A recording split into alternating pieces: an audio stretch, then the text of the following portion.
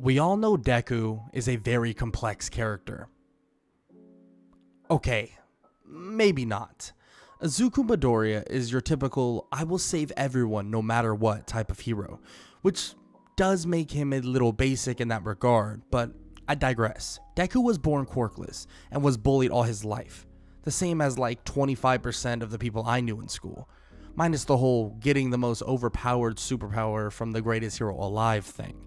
But still, he was put through hell because of something he couldn't control. Nonetheless, he wanted to be a hero. He wanted to save everyone, even with his deficits. But how? If he didn't get One for All, how would he have done this? He couldn't have. I hate to say it, but Izuku Midoriya is a super intelligent kid that overlooks massive hurdles, and on top of that, has the most preparation that ends up forcing him to lean on his determination. Let me explain. From the very beginning, Deku wanted to convince everyone, and maybe even himself, that he could be the first quirkless hero. But what did he do to make that dream come true? Really nothing.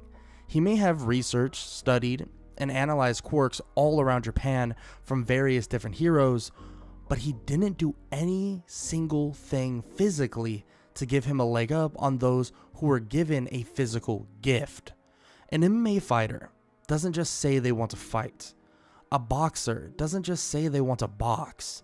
And a hero doesn't just say they want to save. Deku did just that.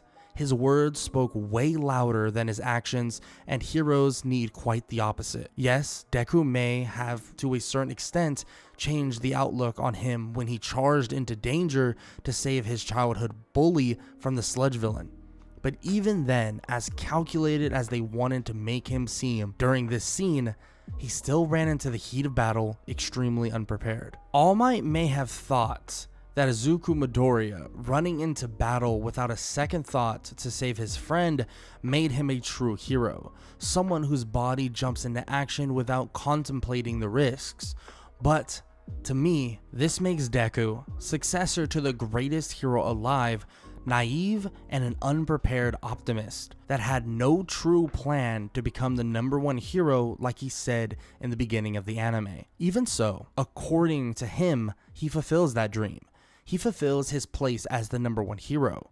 He may have been dealt a bad hand, maybe even a bad deck entirely, but he was also the one that decided he wasn't going to attempt to get a better hand. He wasn't going to go and find a better deck. He did nothing. But luckily for him, it seemed as if destiny called, and he answered. Deku may have a ton of flaws, but you can't blame a kid for answering the call of destiny. But I will say, at least he took advantage of the new hand he was gifted.